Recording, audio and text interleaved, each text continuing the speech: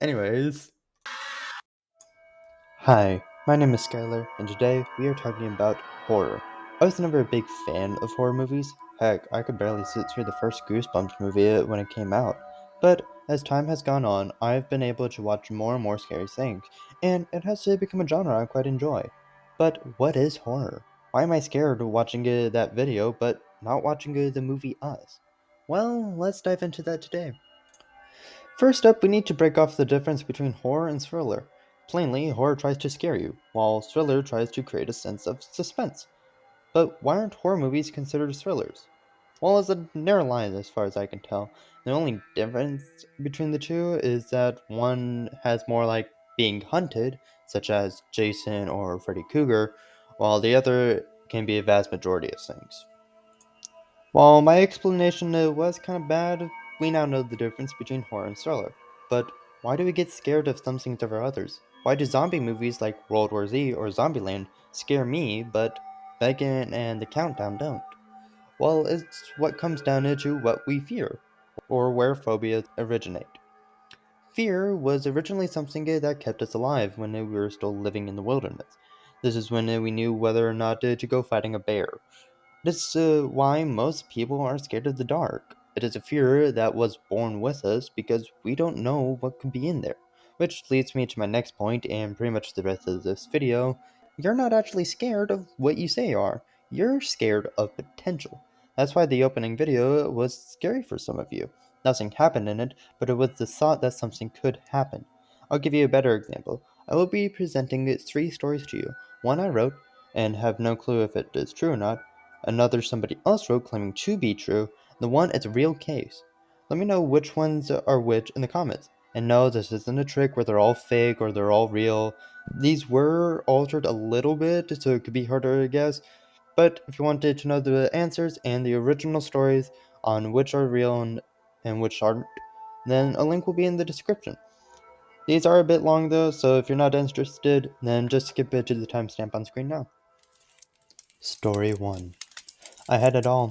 I was a prominent, prosperous, and politically connected Delaware lawyer with a successful home construction business. I met Anne Marie Fay, and in 1993 we had been dating for 3 years. We were dining out together on the evening of June 27th, 1996, before she went missing. On June 29th, after hearing nothing from her for 2 days and becoming suspicious after visiting her apartment, Fayo's family reported her missing. Because of Fayo's relationship with me, investigators quickly zeroed in on me as a suspect. I told them we parted on good terms. Fayo's diary spoke of our romantic past, showing that months before her disappearance, Fayo had tried to break up with me. In one of her entries, she called me a controlling, manipulative, insecure, jealous maniac. Forensic exams linked Freya's blood to the blood found in my house, too.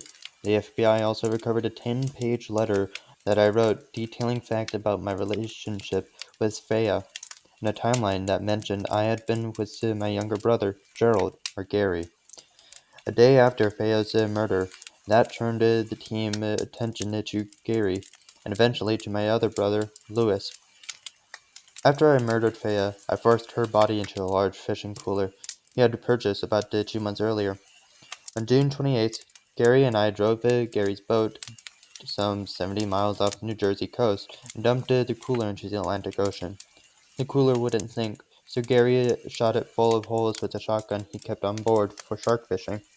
The cooler still wouldn't sink, so I lifted Freya's body out of the cooler, wrapped 2 anchors around it, threw it overboard, and watched it sink. I then threw the cooler back into the water. During the trial, one of my lovers testified that about 6 weeks before Freya's murder, I ordered her to buy a gun and give it to me. With evidence mounting against me, I changed my story.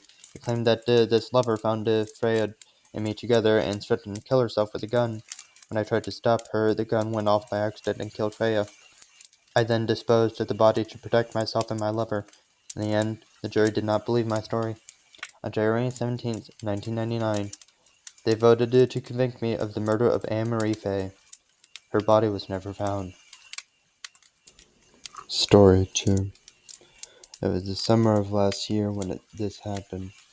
AI had just started it to become a new thing, and I was lucky enough to try it upon release date. spend a good portion of my days tinkering with it and trying to learn its capabilities. For context, I love technology. My house is mostly voice activated from the lights to the stove. I keep the locks normal, this way no one can break in, but everything else is voice activated. I even have cameras in my house as a safety precaution for when I'm out. Anyways, back to the story. As I was tinkering away with it, I tried to incorporate it into things. I started with all those AI chess videos you've probably seen, then developed into more things like teaching it to play games. Started slow with simple platformers, then changed into more advanced games, eventually getting to a simple shooter. The AI took a while, but eventually got there, and I was making great progress. At some point, I thought it would be cool to interpret it into my house, so I hooked it up to things like my light and my computer. So if it senses me going to my office, it will automatically turn on the PC and get my browsers open.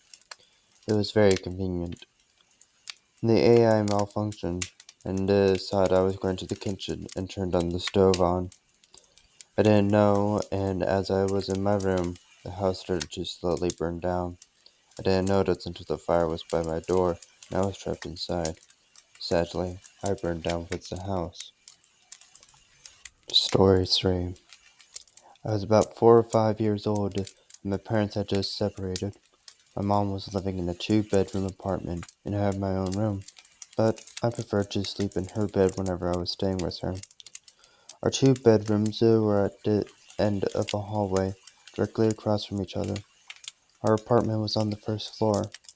It was in the middle of summer, and my mom had a window open in her room, which was directly behind the bed. I woke up in the middle of the night and sat up and saw our cat was sitting in the doorframe of my mom's room. This was strange because our cat was typically always in bed with us. As I was watching him, he walked into my bedroom and meowed. I turned to face my mom and wake her up. It was the 3 or 4 seconds it took her to wake up and ask me what was wrong. We both looked it back up in the doorframe, and a man was standing by my open door, making his way out of my bedroom. I still don't know how she managed to do it so quickly, but my mother proceeded to pick me up and throw me out the screen window.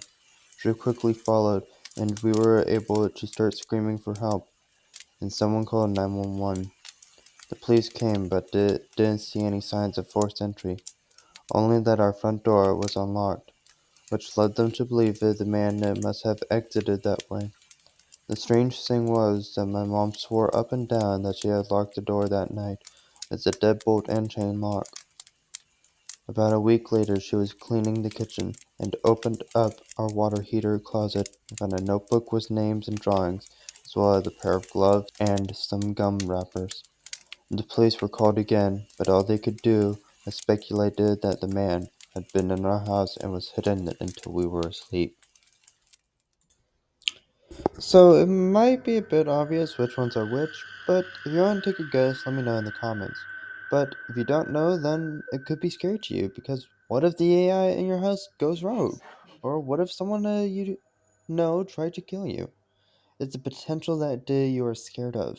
You aren't scared of spiders, you're scared of what the venom could do to you. You aren't scared of clowns, you're scared of what's really going on behind that joyful makeup. You aren't scared of death, you are scared of what comes after. But why does this matter? It matters because many horror games these days don't know how to do proper horror.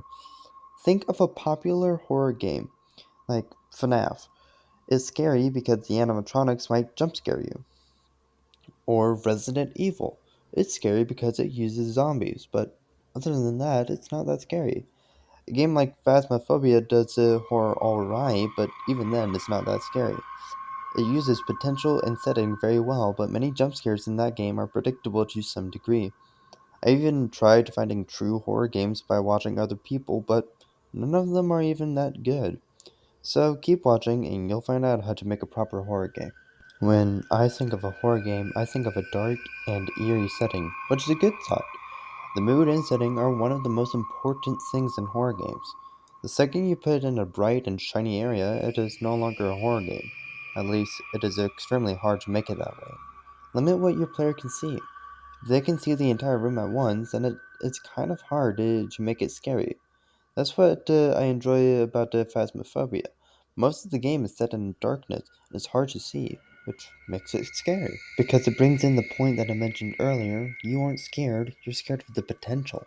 The potential of what could be lurking in the darkness. The next step to making a proper horror game? Nowhere is safe.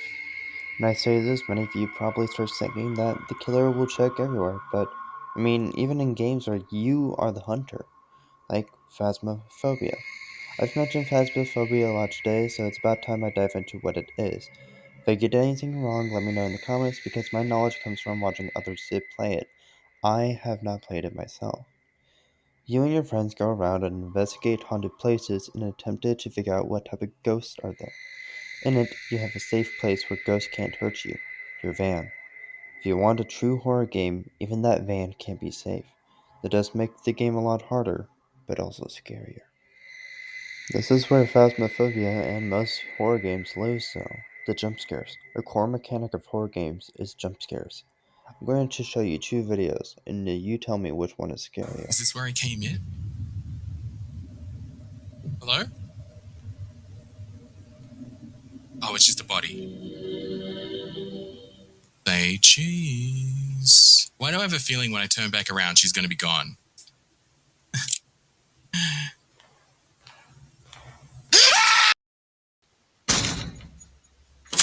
Fuck?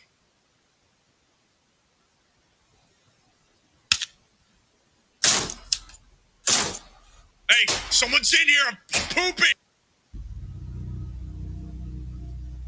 I mean, I peed all over the sheep. I'll clean it. I'll clean it before. What the hell are you? Oh my! Wait, if you could do that with your arm, can you also do that with your, Do you notice the difference between the two? The first one was scarier than the second one.